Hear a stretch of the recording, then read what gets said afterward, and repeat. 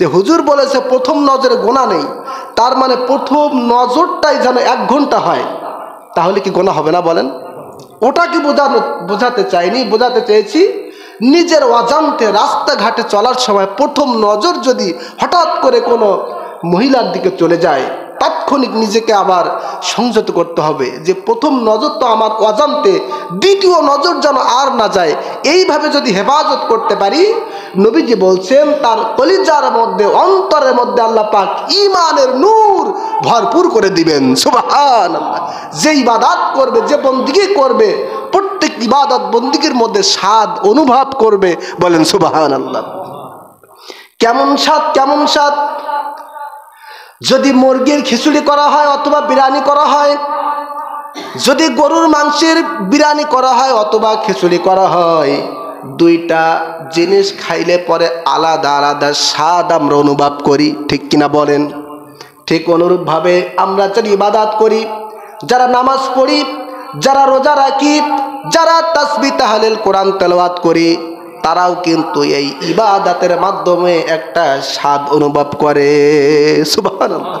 মনে হয় কি, আজকে নামাজটি পড়েছে, খুব ভালো লাগলো, মনটা খুশি লাগলো, নামাজের কেরাত শুনে খুব মনটা ভরে গেল, খুব ভালো লাগলো, আবার আরেকটা জুম্মার সুযোগ হলে আসবো, আরেক ওয়াক্ত সুযোগ হলে আসবো। এই যে ভালো লাগাটা, এটাই হচ্ছে ঈমানের স্বাদ। সুবহানাল্লাহ। আর আমাদের অধিকাংশ হয় কি, পড়লাম তো পড়লাম, কখন ছেড়ে দেবে, কখন কেরাতটা শর্ট হয়ে যাবে, মানে খুব ব্যস্ত, বিজি, ঠিক কিনা বলেন? অর্থাৎ তার অন্তরের মধ্যে ইবাদতের স্বাদ নেই। এর জন্য নবীজি বলেছেন, যারা চক্ষুকে হেফাজত করবে, যারা সংযত রাখবে, তাদের কলিজার মধ্যে আল্লাহ পাক ঈমানের নূর এবং ইবাদতের স্বাদ দান করবেন। যেই স্বাদ পাওয়ার পরে শুধু নামাজ পড়বেই তো পড়বে, কোরআন তেলাওয়াত করবেই তো করবে, দুনিয়ার মানুষ ডাকবে কোনো খেয়াল নাই, যেহেতু ইবাদতের মধ্যে স্বাদ পাচ্ছি।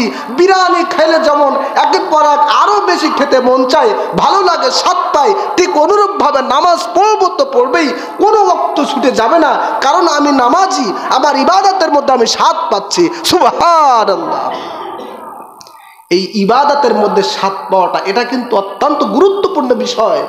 যারা স্বাদ পেয়েছে তারা নামাজি হয়, যারা স্বাদ পেয়েছে তারা রোজাওয়ালা হয়, যারা স্বাদ পেয়েছে তারা জিহাদ করনেওয়ালা হয়, যারা স্বাদ পেয়েছে তারা আল্লাহওয়ালা হয়, যারা স্বাদ পেয়েছে তারা আল্লাহর ওলিতে পরিণত হয়ে যায়। সুবহানাল্লাহ। আর যারা স্বাদ পায় না, শুধু আসা আর যাওয়া, নাম লেখানো মতো, ঠিক কিনা বলেন? প্রিয় বাবাজিরা আমার, বলতেছিলাম প্রথম দৃষ্টি, এটা হচ্ছে আমাদের অজান্তে, আল্লাহ পাক মাফ করবেন, কিন্তু পরবর্তী দৃষ্টিগুলো আমাদের জন্য গোনা। কেমন গোনা? নবীজি বলেছেন যে মহিলার দিকে, বেগানা মহিলার দিকে তাকানো, এটা হচ্ছে ইবলিসের বিষাক্ত তীর। নাউজুবিল্লাহ। ইবলিস শয়তানের বিষাক্ত তীরের সাথে তুলনা করেছেন নবীজি, যে কোনো মহিলার দিকে কোনোভাবেই, কোনো অবস্থাতেই তাকানো যাবে না। এটা হচ্ছে বিষাক্ত তীরের মতো। যেরকম নাউজুবিল্লাহ, বিষাক্ত তীরের মতো। আচ্ছা, কেমন তীরের মতো?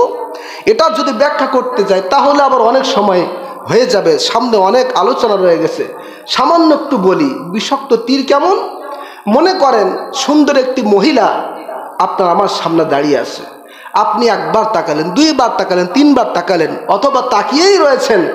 শুধু তাকানোর মধ্যে কিন্তু শেষ নয়, বরং আপনার আমার অন্তরের মধ্যে এবার অনেক কিছু কুমন্ত্রণা সৃষ্টি হয়।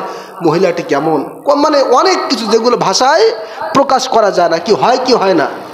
জোরে বলেন, হয় কি হয় না? অন্তরের মধ্যে অনেক কল্পনা জল্পনা শুরু হয় না? এটাই হচ্ছে বিষাক্ত তীরের মতো। অর্থাৎ এই চক্ষুটা মহিলার দিকে তাকালে, অথবা মহিলার দিকে যদি সুন্দর যুবকের দিকে তাকায়, তার কলিজার মধ্যে, অন্তরের মধ্যে অনেক খারাপ বাসনা চলে আসে। নবীজি বলছেন এই খারাপ বাসনাটাই হলো তোমার জন্য ইবলিসের একটা বিষাক্ত তীর। জোরে কর নাউজুবিল্লাহ। প্রিয় বাবাজিরা আমার, তাহলে আমাদের প্রত্যেককে, বিশেষ করে পুরুষদেরকে পর্দা করা, নিজেকে সংযত করা, চক্ষু অবনত করার দরকার আছে না নাই? প্রথম আল্লাহ পাক পর্দার ক্ষেত্রে পুরুষদেরকে নির্দেশ করেছেন। কাদেরকে?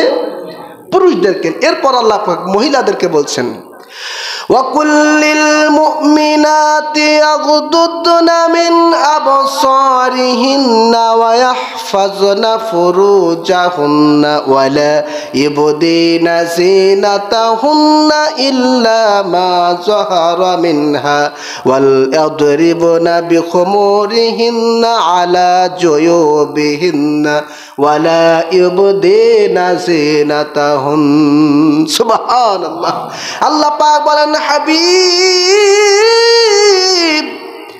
আপনি মুমিনা মহিলাদেরকে বলুন তারা যেন তাদের চক্ষুকে অবনত রাখে, হেফাজত করে, সংযত রাখে, লজ্জাস্থানে হেফাজত করে, নিজেদের সৌন্দর্য যেন না প্রকাশ করে এবং তাদের মাথার ওড়না দিয়া বক্ষদেশ যেন সুন্দরভাবে আবৃত রাখে, ঢাকা রাখে। সুবহানাল্লাহ। আল্লাহ পাক পর্দার ক্ষেত্রে একেবারে স্পষ্ট করে আয়াত নাজিল করেছেন। সুবহানাল্লাহ।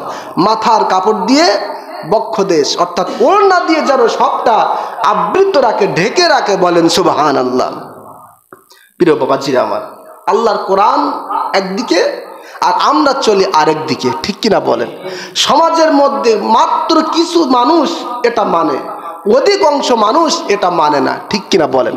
আমাদের নিজেদের মা বোনেরা যখন বাইর হয় রাস্তা থেকে, এরপরে বাড়ি থেকে যখন বাইর হয়, তখন দেখা যায় যে পর্দা যে কি জিনিস এটা খুঁজেই পাওয়া যায় না, কোথায় কাপড় কোথায় চলে যায়, এরপরে একেবারে উলাঙ্গিনীর মতো রাস্তায় বেহায়ার মতো বাইর হয়ে যায়, ঠিক কিনা বলেন? আল্লাহ নবী বলেছেন সিনফানি মিন আহলিন নার লাম আরাহুমা, দুই শ্রেণীর ব্যক্তি জাহান্নামী যাদেরকে আমি নবীজি দেখি নাই। কারা জাহান্নামী? নবীজি বলছেন প্রথম নাম্বার হলো ওই সমস্ত মাস্তান দল যাদের হাতে গরুর লেজের নাই চাবুক থাকে, যারা মানুষদেরকে পিটায়, মানুষদেরকে খুন করে, মানুষদের বিভিন্নভাবে নির্যাতন দেয়, চাবুক দিয়ে প্রহার করে, আঘাত করে, এরা হলো জাহান্নামী। দ্বিতীয় নম্বরে নবীজি বলেছেন ওই সমস্ত মহিলা জাহান্নামী যারা কাপড় পোশাক পরিধান করার পরেও উলাঙ্গিনী মনে হয়। নাউজুবিল্লাহ। কাপড় পোশাক পরার পরেও উলাঙ্গিনী মনে হয়। কি মনে হয়? জোরে বলেন। উলাঙ্গিনী। কি এমন পোশাক আছে না নাই? শাড়ি পরে, বোরকা পরে, শাড়ি পরে, তারপরেও নেটের চেয়েও যেন আরো ফাঁকা ফাঁকা, ঠিক কিনা বলেন? কি নেট আছে না, ওই যে আমরা ঘেরা দেই বা জাল বানাই, এর চেয়েও যেন আরো সুন্দর দেখা যায় ভিতরটা, ঠিক কিনা বলেন? নবীজি বলছেন এই যে উলাঙ্গিনী পোশাক পরার পরেও যারা উলাঙ্গিনী, এই সমস্ত মহিলারাও জাহান্নামে চলে যাবে। তবে আশ্চর্যের বিষয় হলো এরা জাহান্নামে তো যাবেই, জান্নাতে সুঘ্রাণও পাবে না। জোরে কর নাউজুবিল্লাহ। অথচ জান্নাত যেখানে, সেখান থেকে 500 বছরের রাস্তা দূরত্ব থেকে জান্নাতের সুঘ্রাণ বাইর হবে, কিন্তু এই সমস্ত কপাল পড়া মহিলারা তারা এত জাহান্নামী, তারা এত নিম্ন জাহান্নামী যে তারা জাহান্নামে যাবে কিন্তু জান্নাতের সুঘ্রাণও পাবে না। জোরে কর নাউজুবিল্লাহ।